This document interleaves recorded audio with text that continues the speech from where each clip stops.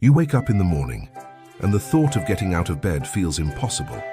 You spend the whole day working, but feel like you accomplished absolutely nothing. The things that used to excite you, they feel like a chore now. And the worst part? Everyone around you just calls it laziness. But what if it's not laziness at all? Hi, welcome back. Today we're talking about something that's quietly affecting millions of Americans: burnout. Whether you're grinding at a 9 to 5, pulling all-nighters in college, or running a household, burnout doesn't discriminate.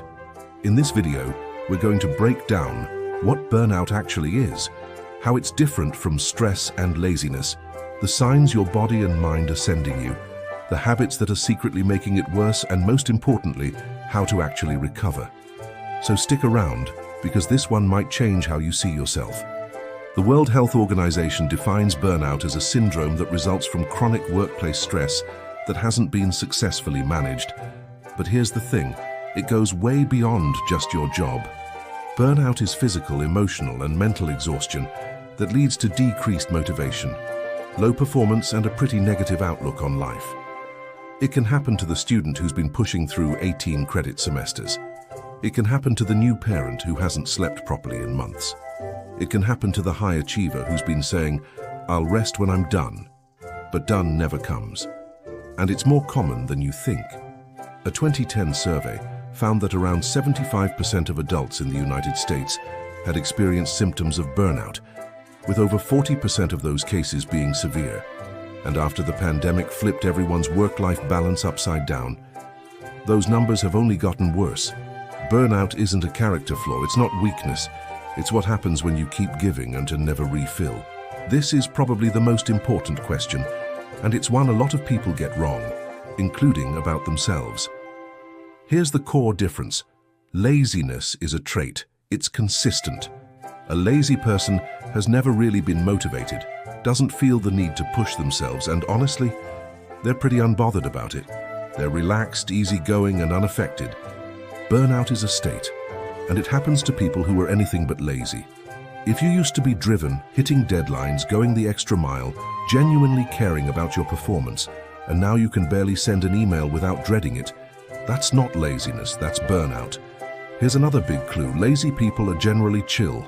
Burned out people are moody, irritable, and emotionally on edge. They're not relaxed. They're running on empty and barely holding it together.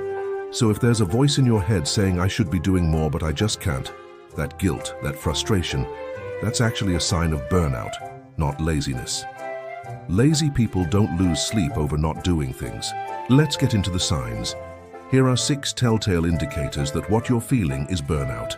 Sign number 1, you feel disconnected from everything. Are you going through your daily routine like you're on autopilot?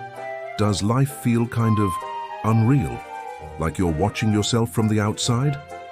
That's called depersonalization, and it's one of the more unsettling symptoms of burnout. People describe it as emotional numbness. Nothing excites you. Nothing really bothers you either. You're just existing. And underneath that emptiness is a constant low-level feeling of helplessness, like no matter what you do, nothing's going to change. Sign number 2, you used to be motivated. Think back.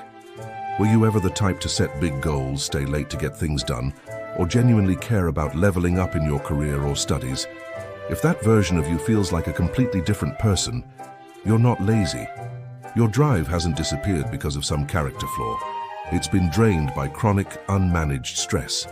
There's a massive difference. Sign number 3, you've lost your passion. Burnout has this cruel way of turning the things you loved most against you. Maybe it was a sport, a creative project, your major, your business idea, something you used to pour yourself into. And now the thought of it makes you feel nothing, or worse, resentful. That shift didn't happen because you're ungrateful or unmotivated. It happened because you overextended yourself for so long that your brain started associating that thing with exhaustion and pain. Sign number 4, you're more irritable than usual. Snapping at people over small things, feeling like your emotions are a live wire you can't control, getting frustrated way faster than you used to. Moodiness and irritability are actually really common, but super overlooked signs of burnout. When your nervous system is constantly overloaded, It loses its ability to regulate. Little things become big things. Patience runs out fast. And if this is new for you, if you've never been an irritable person before, pay attention to that. Sign number 5. You've stopped taking care of yourself. Skipping meals, not sleeping on a schedule, showering feels like too much effort, cancelling plans because you just don't have the social bandwidth. This one is really telling. When someone is deep in burnout, even the most basic self-care feels like climbing a mountain. The energy just isn't there.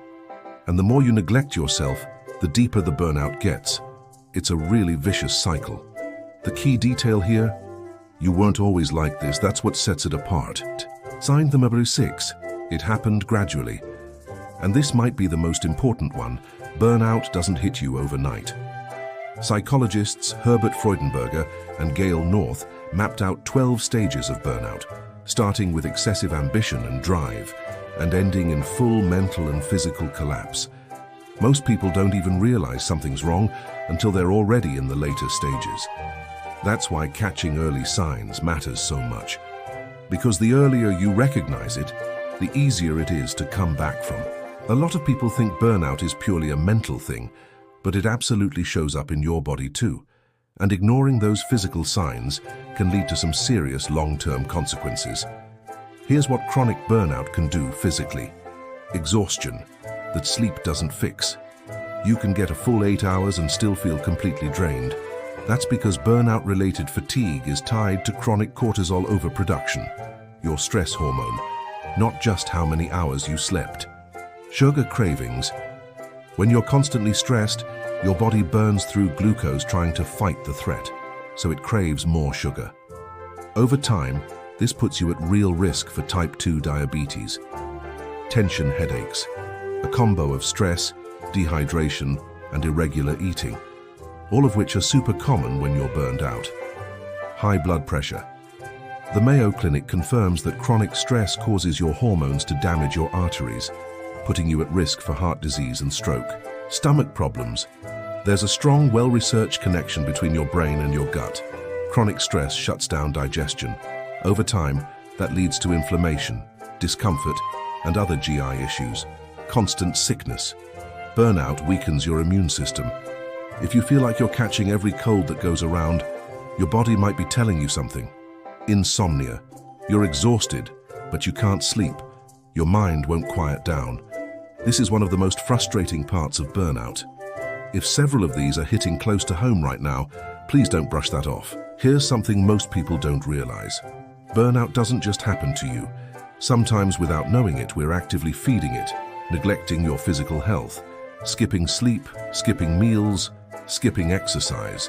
These don't just make you feel bad in the moment. They deplete the very resources your body needs to handle stress. It's a slow leak, letting negative feelings build up. Anxiety, frustration, sadness. If you keep suppressing them instead of dealing with them, they compound. What starts as mild stress can quietly snowball into full burnout, never taking real breaks.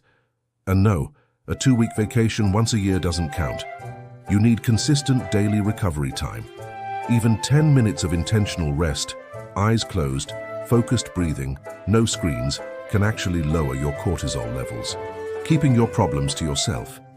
Whether it's an unreasonable workload, unclear expectations, or an unsupportive environment, staying quiet about it only makes things worse. Talking to a manager, a mentor, or even just a trusted friend can make a bigger difference than you'd expect. Staying in the wrong role. If your job doesn't challenge you, doesn't align with your values, or just doesn't fit, that mismatch is exhausting in its own way.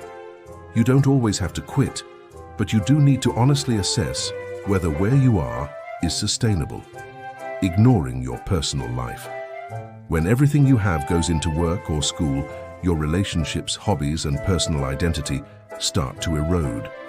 And those things aren't luxuries, they're what refuel you.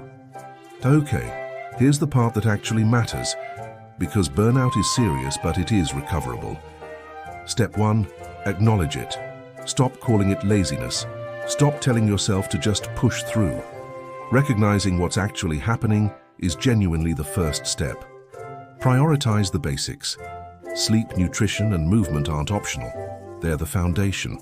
Even light exercise like yoga or a 20-minute walk can meaningfully reduce cortisol and improve your sleep quality. Set real boundaries, especially if you're working from home. Define when work ends and stick to it.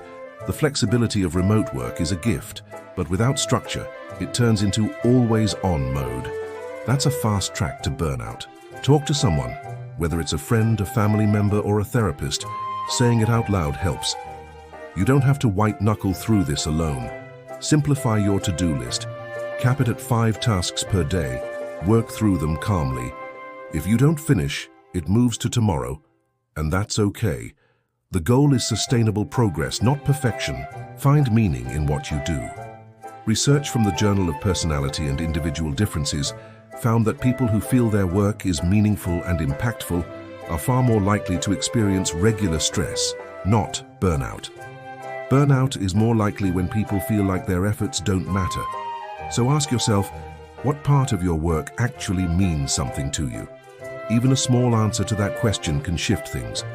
And please, consider professional support. A licensed therapist, especially one trained in CBT, can help you rewire the thought patterns and coping strategies that are keeping you stuck. There's no shame in that. It's actually one of the smartest things you can do. Burnout isn't a sign that you're weak. It's a sign that you cared so much and gave so much that you ran yourself all the way down. And if any part of this video felt a little too familiar, that's not a coincidence. That's your mind and body trying to get your attention. So please, take that seriously. Talk to someone, rest without guilt, and give yourself the same compassion you'd give a friend going through this. If this video helped you, hit that like button and share it with someone who might need to hear it. Subscribe for more content like this and drop a comment below. Have you experienced burnout? How did you catch it? We'd love to hear your story. Take care of yourself. You deserve it.